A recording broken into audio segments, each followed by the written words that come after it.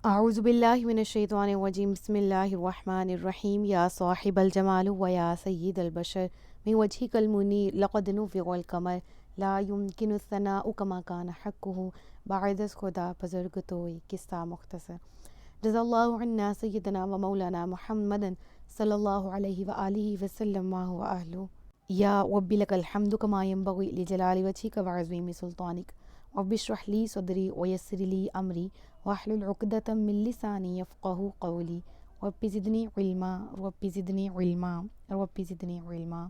अस्सलामु अलैकुम वरहमतुल्लाहि वबरकातुहू। मैं हाफ़िज़ा इफ़रा जावेद इस्लाम आप सबसे मुखातिब हूँ। अपने यूट्यूब चैनल इन्फिनिट इस्लाम में आप सबको खुशामदीद कहती हूँ। उम्मीद करती हूँ आप सब खैरियत से होंगे, ज़िंदगी पुरसकून पुरइत्मीनान और ईमान बिलखैर गुज़र रही होगी। पारा नंबर 10 शुरू है अल्हम्दुलिल्लाह और सूरह अनफ़ाल मुकम्मल हो चुकी। सूरह तौबा मदनी सूरह, कुल आयत 129, जिसमें से लास्ट लेक्चर में हमने आयत नंबर 16 तक पढ़ लिया था और आज 17 आयत नंबर से बाकायदा सबक का आगाज़ किया जा रहा है और यहाँ से रुकू का भी बिल्कुल आगाज़ हो रहा है, जिसमें अल्लाह रब्बुल इज़्ज़त इरशाद फरमाता है मा काना लिल मुश्रिकीना अन यअमुरू मसाजिदल्लाहि शाहिदीना अला अनफुसिहिम बिल कुफ्र। मुश्रिकों को कोई हक़ नहीं कि वो अल्लाह की मस्जिदों को आबाद करें जबकि ये खुद अपने कुफ्र के गवाह हैं। आयत को मुकम्मल पढ़ लेते हैं। अल्लाह रब्बुल आलमीन आयत के अगले हिस्से में इरशाद फरमा रहा है उलाइका हबितत अअमालुहुम व फिन्नारि हुम खालिदून। इनके तमाम अमाल बर्बाद हैं और ये हमेशा आग ही में रहेंगे। अब एक गौरतलब बात है, वो ये है कि इस आयत करीमा में मेंशन्ड है कि मुश्रिकों को हक़ नहीं कि वो अल्लाह की मस्जिदों को आबाद करें। और हम ये बात भी जानते हैं कि मुश्रिकीन दौर हाजिर में कहाँ, जो शिरक करने वाले वो मस्जिदों में कहाँ आते हैं, तौहीद परस्त तो वो होते नहीं हैं। तो इस आयत का शान नज़ूल समझे बगैर, शान नज़ूल जाने बगैर हम असली मफ़हूम तफसीर से आगाह नहीं हो सकते। तो असली तफसीर का जो मफ़हूम है वो शान नज़ूल की रोशनी में कुछ इस तरह से है कि जैसा कि हम गुज़िश्ता रुकू में पढ़ चुके हैं कि जो ग़ज़वा बदर में कैदियान थे, जो कैदी थे, उनमें एक कैदी हज़रत अब्बास रज़ियल्लाहु तआला अन्हु भी थे, जो कि हुज़ूर पुरनूर सल्लल्लाहु अलैहि वसल्लम के रिश्तेदार भी थे, आपके चचा थे अब्बास बिन अब्दुल मुत्तलिब। लेकिन उस वक़्त चूँकि वो ईमान नहीं लाए थे और वो इंसिडेंट ख़ास क्या हुआ जिसकी वजह से आपने ईमान कबूल किया, वो भी हम गुज़िश्ता रुकू में पढ़ चुके हैं। अब यहाँ पर वही सिनेरियो में बात हो रही है कि जिसमें अभी उन्होंने ईमान कबूल नहीं किया था और रिश्तेदारी का लिहाज भी नहीं किया था रसूल पाक सल्लल्लाहु अलैहि वसल्लम से, और जंग भी मुसल्लत की, लड़ने के लिए भी चले आए। अब उस वक़्त ईमान वाले नहीं थे, तो जब गाज़ियानी जो गाज़ी थे मक्का में, जो जिन्होंने जिहाद किया था, मुजाहिद थे, उन्होंने इन मुश्रिकीन पर मुलामत की और क्या कहा जब ये उनके पास कैद होके आए। इनमें मुसलमानों वाली साइड से हज़रत अली भी थे, जो कि रिश्ते में क्या लगते थे, हज़रत अबू तालिब के बेटे थे, यानी आपके भी हज़रत अली के भी वो चचा ही लगते थे, हज़रत अब्बास।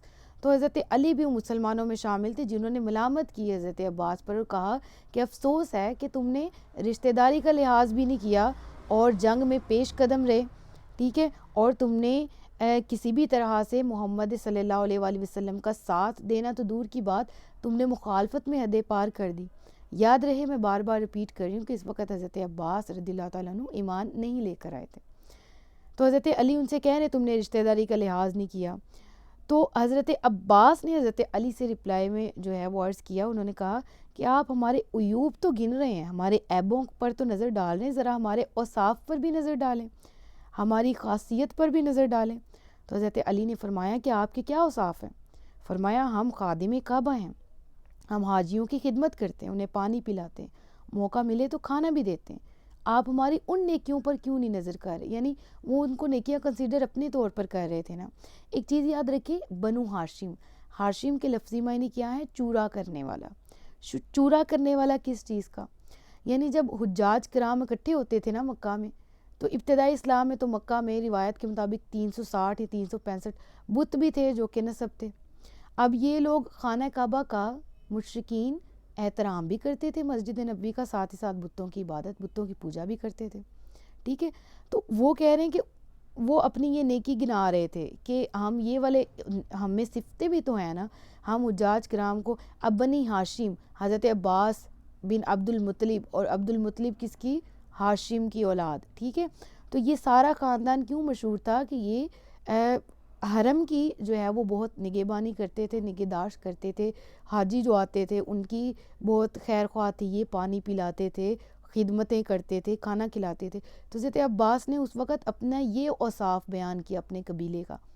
تو پھر یہ آیت کریمہ نازل ہوئی جس میں ان کے اس خیال کی تردید کی گئی، اور کیا کہا گیا کہ اب آیت کا ترجمہ پڑھیں آپ کو سمجھ آئے گی کہ مشرکوں کو کوئی حق نہیں کہ وہ اللہ کی مسجدوں کو آباد کریں جبکہ یہ خود اپنے کفر پر گواہ ہیں. یعنی کہ اب یہاں پر کیا ہے کہ یہ اپنی حجاج کرام کی جو خدمت کر رہے ہیں اس عمل پر ناز نہ کریں. ان کو تو مسجد آباد کرنے کا حق ہی نہیں، انہیں یہ کام جائز ہی نہیں کہ وہ اپنے کفر اور شرک پر قائم رہتے ہوئے اور اپنے کفر اور شرک کے بارے میں جاننے کے باوجود، بت پرستی کرنے کے باوجود وہ خدمت کعبہ کا بھی کریڈٹ لے کے جائیں اور کہیں کہ ہم اسی وجہ سے بخشے جائیں گے، یا ہم سچے مسلمان ہیں، یا اسی کو ایمان کہتے ہیں. تو رب العالمین نے پھر اس آیت میں بتایا کہ مشرکوں کو حق نہیں ہے اللہ کی مسجدوں کو آباد کریں، وہ اپنے کفر پر گواہ بھی ہیں، انہیں علم بھی ہے. اور پھر آیت کے اگلے حصے میں اس آیت کا فرمایا گیا ان کے تمام اعمال برباد ہیں. اللہ اکبر. اعمال برباد کس طرح سے ہوتے ہیں؟ جب انسان کے پاس ایمان ہی نہیں ہے تو معلوم ہوا کہ ایمان کے بغیر کوئی بھی عمل، کوئی بھی صدقہ، کوئی بھی خیرات، کوئی بھی نیکی وہ دنیاوی حد تک تو انسان کے لیے بینیفیشل ثابت ہو سکتی ہے، لیکن وَمَا لَهُمْ فِي الْآخِرَةِ مِنْ خَلَاقٍ، آخرت میں ایسے لوگوں کے لیے کوئی حصہ نہیں. استغفر اللہ. وَفِي النَّارِ هُمْ خَالِدُونَ، اور یہ آگ میں ہمیشہ رہنے والے. پھر رب العالمین نے یہاں فرما کے نا یہ والی آیت کے بعد پھر بالکل اگلی آیت میں کہا کہ مسجدیں آباد کرنے کا حق کن کو ہے؟ مسجدیں کون آباد کرتے ہیں؟ انما یعمر مساجد اللہ من آمن باللہ والیوم الآخر، اللہ کی مسجدوں کو وہی آباد کرتے ہیں جو اللہ اور قیامت کے دن پر ایمان لاتے ہیں. تو یہاں پر غور طلب بات کیا ہے؟ ایمان لانا اللہ پر، آخرت پر. اب یہاں آخرت کا خاص طور پر ذکر کیوں کیا گیا؟ آخرت کا خاص طور پر ذکر کیوں کیا گیا؟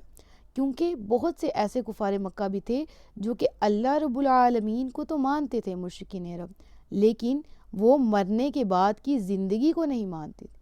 وہ کہتے تھے، اسی لیے تو وہ بتوں کی پوجا بھی کرتے تھے، ٹھیک ہے نا، اللہ کے وجود کے منکر نہیں تھے، آخرت میں اعمال کی سزا و جزا کے منکر تھے، آخرت میں پیش ہونے کے منکر تھے. ان کا یہ خیال تھا، یہ عقیدہ تھا کہ مرنے کے بعد سب ختم، ہم نے اپنے اعمال کا جواب ہی نہیں دینا، ٹھیک ہے. تو اس لیے خاص طور پر اس چیز کا ذکر کیا گیا اور فرمایا گیا کہ اس چیز کا فرمان ہوا کہ وہ لوگ جو اللہ پر بھی ایمان رکھتے ہیں اور قیامت کے دن پر بھی، اور اقام الصلاۃ، اور نماز قائم کرنے والے ہیں، نماز قائم کرتے ہیں اور زکوٰۃ دیتے ہیں اور اللہ کے سوا کسی سے نہیں ڈرتے، تو ان قریب یہ لوگ ہدایت والوں میں سے ہوں گے. تو کیا تم نے حاجیوں کو پانی پلانے والے کو اور مسجد حرام کا ذکر ہے یہاں پر، خانہ کعبہ، ٹھیک ہے، کی خدمت کرنے والے کو اس شخص کے برابر ٹھہرا لیا جو اللہ اور قیامت پر ایمان لایا اور اس نے اللہ کی راہ میں جہاد کیا؟ یہ اللہ کے نزدیک برابر نہیں، اور اللہ ظالموں کو ہدایت نہیں دیتا. یعنی وہی شان نزول کے بالکل پیش نظر اگر اس آیت کے مفہوم کو سمجھا جائے کہ محض مسجد حرام کو اس کی خدمت کرنا یا اپنے طور پر جو نیکی سمجھتے ہوئے نیکی کرنا، حقیقت میں ایمان والے نہ ہونا، کیا یہ دونوں شخص برابر ہوں گے؟ پہلے سوال کیا گیا، پھر ساتھ ہی جواب بھی دیا گیا، لا یستوون عند اللہ کے نزدیک یہ برابر نہیں ہے. جس کے دل میں ایمان ہے اور جو دل ایمان سے خالی ہے، یہ دونوں دل برابر نہیں ہیں. جو مومن ہے اور جو کافر ہے یہ برابر نہیں، جو جاننے والا ہے جو نہ جاننے والا ہے یہ دونوں برابر نہیں ہیں. دن اور رات برابر نہیں، جہالت اور ہدایت برابر نہیں. بالکل اسی طرح سے وہ لوگ جو محض نیکی کرتے ہیں اور ایمان سے خالی ہیں، اور وہ لوگ جو ایمان والے ہیں اور اعمال حسنہ بھی کرنے والے. رب العالمین فرماتا ہے لا یستوون عند اللہ، اللہ کے نزدیک یہ دونوں برابر نہیں ہیں. کون افضل ہے؟ وہ جو ایمان کے ساتھ اعمال حسن کرتا ہے، نیک اعمال کرتا ہے۔ واللہ لا یہدی القوم الظالمین، اللہ ظالموں کو ہدایت نہیں دیتا۔ وہ جنہوں نے ایمان قبول کیا اور ہجرت کی اور اپنے مال اور اپنی جانوں کے ساتھ اللہ کی راہ میں جہاد کیا، اللہ کے نزدیک ان کا بہت بڑا درجہ ہے، اور وہی لوگ کامیاب ہونے والے ہیں۔ اب اس آیت کی ڈیٹیل کو ذرا سمجھیے گا۔ اس آیت کریمہ میں اللہ تعالیٰ نے مسلمانوں کی 3 صفات بیان کی ہیں۔ کون سی؟ ایمان، پھر ہجرت، اور پھر جانی اور مالی، یعنی جان کے ساتھ اور مال کے ساتھ جہاد کرنا، ٹھیک ہے نا؟ تو اب ذرا غور سے سمجھیے گا، وہ جنہوں نے ایمان قبول کیا، یعنی سبحان اللہ کہ کس طریقے سے، کس ترکیب کے ساتھ، کس ترتیب کے ساتھ اس آیت میں اوصاف کو پرویا گیا ہے کہ سب سے پہلے سب سے مقدم چیز کیا ہے؟ ایمان، انسان کا، بندے کا ایمان، ایکسیپٹنس، دل کی طرف سے اللہ تبارک و تعالیٰ کو قبول کرنا، اللہ کے احکامات کو۔ رب نے فرمایا ان کی ترتیب دیکھیے گا، سب سے پہلے ایمان کا ذکر، کیونکہ تمام عبادات کی جڑ کیا ہے؟ ایمان ہے۔ پھر ہجرت کا ذکر کیا گیا، کیونکہ ہجرت جہاد سے فوقیت رکھتی ہے۔ اب دیکھیں کس طرح سے ہجرت جہاد سے افضل ہوئی اور فوقیت والی ہوئی۔ دیکھیں کفر میں رہتے ہوئے، کافروں کے ہر طرف سے گھیرے میں رہتے ہوئے مسلمان کبھی بھی ان سے جہاد نہیں کر سکتے۔ جب مکہ میں تھے، کمزور تھے، تو کبھی بھی ان سے جہاد نہیں کر سکتے تھے، لہٰذا ہجرت کی سٹرونگ ہوئے، ٹھیک ہے، مقدم ہوئی ہجرت جہاد سے، ٹھیک ہے۔ اس کا ذکر کیا گیا کہ کفار میں پھنسے ہوئے مسلمان جہاد نہیں کر سکتے تھے، جب دارالسلام میں پہنچنا تھا امن اور سلامتی کے ساتھ تو ہی پھر جہاد کرنا تھا نا۔ اور پھر اس کے بعد جب جہاد کا ذکر کیا گیا تو مالی جہاد کا ذکر کیا گیا، اور پھر جانی کا۔ دیکھیں جہاد 3 قسم کا ہوتا ہے، اور مطلب مومن جہاد 3 طرح سے کرتا ہے، ایک مالی اور جانی دونوں طریقوں سے۔ وہ بھی مومنین تھے صحابہ کرام کے دور میں بھی، اور آج کے دور میں بھی لوگ جہاد کرتے ہیں، جانوں کا نذرانہ بھی دیتے ہیں، مالوں کا بھی۔ پھر وہ مسلمان بھی شامل ہیں جو جہاد کرتے ہیں، لیکن جہاد مالی اور مطلب خود شریک نہیں ہو پاتے۔ ایسے بھی تھے صحابہ کرام کے دور میں جو کہ بیماری کی وجہ سے یا کوئی حقیقی شرعی مجبوری کی وجہ سے بذات خود جہاد میں نہیں جا سکتے تھے، لیکن جہاد والوں مجاہدوں کی مدد کرنے کے لیے وہ اسلحہ اور وہ چیزیں فراہم کرتے تھے، وہ کھانا فراہم کرتے تھے تاکہ اہل جہاد کی مدد ہو سکے۔ پھر وہ لوگ بھی جہاد کرتے ہیں جو کہ مال تو نہیں پیش کر سکتے تھے، لیکن اپنی جانوں کا نذرانہ دیتے تھے، بذات خود جہاد میں شامل ہوتے تھے۔ اللہ تبارک و تعالیٰ نے ان تمام اقسام کا ذکر کیا، کہا بھی اموالہم و انفسہم، جو صرف مال سے کرتے ہیں یا صرف جان سے مال جہاد کرتے ہیں یا ان دونوں سے جہاد کرتے ہیں، اعظم درجۃ عند اللہ، اللہ کے ہاں ان کا بہت بڑا درجہ ہے۔ اور اب وہ درجہ کیا ہے وہ یہاں پر کیوں نہیں مینشن کیا گیا؟ اور اگلی آیت میں اس کی ڈیٹیل تو ہے ہی ہے، یہاں پر بہت بڑا درجہ ہے، یعنی اے انسان تو کبھی بھی وہ لیول، وہ جب تو نیکی کرتا ہے اور صرف اللہ کی رضا کے لیے نیکی کرتا ہے، تو اس کے اجر کے لیول کو پہچان ہی نہیں سکتا۔ اللہ نے بس اتنا بیان کر دیا اعظم درجۃ عند اللہ، اللہ کے ہاں بہت بڑا درجہ ہے۔ اب وہ جتنا بڑا درجہ ہے اس کی امیجینیشن، اس کا تصور ہی نہیں کیا جا سکتا۔ جس طرح کہ محض اللہ کی راہ میں روزہ رکھنا، اللہ کہتا ہے روزہ میرے لیے ہے، اللہ فرماتا ہے روزہ میرے لیے اور میں ہی اس کا اجر دوں گا۔ تو اب ہم یہاں پر اجر سے مراد کیا لیں؟ کتنا اجر لیں؟ اللہ فرماتا ہے کہ میرے پاس اس کا اجر ہے، میں دوں گا۔ تو بندہ مومن پر یہاں پر کیا ہے؟ وہ توکل کرے، وہ ایمان لائے، سمعنا و اطعنا والی روش اختیار کرے، اور اللہ سے بہتری کی امید رکھے اور بہتر گمان بھی کرے، کیونکہ رب فرماتا ہے یبشرہم ربہم برحمت منہ ورضوان وجنات، ان کا رب انہیں اپنی رحمت اور خوشنودی اور باغوں کی بشارت دیتا ہے۔ یہاں پر یاد رہے کہ یہاں رضوان سے مراد رضامندی اور خوشنودی ہے، لیکن ایک ویسے ہی جنرل نالج کے بارے میں بتاتی چلوں کہ جو جنت کے داروغہ ہیں نا، جو فرشتے جنت پر مقرر کیے گئے ہیں، ان کا نام بھی رضوان ہے، ٹھیک ہے۔ جو جہنم پر ایک طرح سے ان کو ڈیوٹی جہنم کی دی گئی ہے، وہ فرشتوں کا نام مالک ہے، ان کو مالک کہا جاتا ہے، اور جو جنت کے ان کو رضوان بولا جاتا ہے، ٹھیک ہے۔ وجناتن، اور باغات ہیں، لہم فیہا نعیم و مقیم، ان کے لیے باغوں میں دائمی نعمتیں ہیں۔ اب یہاں پر یاد رہے نعیم، اس سے مراد کیا ہے؟ نعیم انعام کی گئی، ٹھیک ہے، مقیم ہمیشہ رہنے والی، ٹھیک ہے، نعمت، نعیم نعمت کو بھی کہا جاتا ہے. لیکن یہاں پر ایک اور جنرل نالج کے لیے چیز ایڈ کرتی چلوں کہ نعیم، جنت نعیم ایک جنت کا نام بھی ہے. ٹھیک ہے، جنت کے مختلف نام ہے، جنت ماوا، ٹھیک ہے، اور پھر جنت الفردوس، پھر یہاں پر اس کا ذکر ہے جنت نعیم. اور یہاں خاص طور پر اس کا ذکر نہیں، یعنی کہ میں کہوں کہ صرف اسی جنت کے بارے میں بات کی جا رہی، ایسا نہیں ہے. جنات، باغات کا ذکر کیا گیا، مختلف جنتوں کا ذکر کیا گیا. اور یہاں پر ویسے ہی میں نے انفارمیشن کے لیے بتایا نعیم ایک جنت کا نام بھی. ٹھیک ہے، اور اس کے ساتھ ہی خالدین فیہا ابدا، ہمیشہ اس میں رہیں گے. ان اللہ عندہ اجر عظیم. پھر اللہ تبارک و تعالیٰ نے جنت کا ذکر کر کے، اپنی رضا کا ذکر کر کے پھر فرمایا بے شک اللہ کے پاس بہت بڑا اجر ہے. یعنی اے بندہ مومن، تو صرف اتنا امیجن کر کے، اتنے تصور کر کے خوش تو ہو سکتا ہے، لیکن بس یہ نہ سمجھنا کہ یہ دس از انف، اس کے علاوہ اور کچھ نہیں ہے. اللہ نے پہلے پچھلی آیت کے آخر میں فرمایا میرے پاس بہت بڑے درجات ہیں، پھر آگے ہائی لائٹس دیں، جنت ہے، میری رضا ہے. پھر اس کے بعد آیت کے آخر میں فرمایا ان اللہ عندہ اجر عظیم، کہ تو میری راہ میں آ کر تو دیکھ، میرے پاس وہ عظیم اجر ہے جس کا نہ کسی آنکھ نے کبھی دیکھا ہوگا، نہ کسی ذہن نے تصور کیا ہوگا، نہ کسی کان نے سنا ہوگا. یا ایھا الذین آمنوا لا تتخذوا آباءکم واخوانکم اولیاء ان استحبوا الکفر علی الایمان. بہت بڑی آیت ہے آنکھیں کھول دینے کے لیے. اے ایمان والو، اپنے باپ اور اپنے بھائیوں کو دوست نہ سمجھو اگر وہ ایمان کے مقابلے میں کفر کو پسند کریں، اور تم میں جو کوئی ان سے دوستی کرے گا تو وہی ظالم ہے. کیا فرمایا گیا؟ ہم کہتے ہیں کہ ہم کافروں سے دوستی کیوں نہ کریں، وہ تو بہت اچھے دل کا ہے، وہ تو بہت ایسا ہے، وہ بہت ویسا ہے. یاد رہے واقعی حقیقتاً اسلام یہ لرننگ دیتے اپنے اخلاق سے دوسروں کو متاثر کریں، اپنے دین کی طرف دوسروں کو راغب کریں. لیکن یہ چیز ضرور یاد رکھیں، بری صحبت انسان کو برا بنا دیتی ہے. اللہ فرماتا ہے اپنے باپ اور بھائیوں کو دوست نہ سمجھو اگر وہ ایمان کے مقابلے میں کفر کو پسند کریں. یعنی وہ شخص جو کہ اپنے عقیدے پر اٹل ہو اور وہ اپنے کفر پر پختہ ہو، تو اگرچہ وہ باپ اور بھائی اہل خانہ ہی کیوں نہ ہو، ان سے اجتناب کرو کہ وہ تمہارے ایمان کو خطرے میں ڈال دیں گے. اور ہم غیروں کو اپنا بنائے بیٹھے ہیں. وہ لوگ جو کفر کو پسند کرتے ہیں ایمان پر، ہم ان کو اپنا کہتے ہیں. اللہ فرما رہا ہے تمہارے اپنے خاندان والے ہی کیوں نہ ہو، ایمان کو فوقیت پہ رکھو.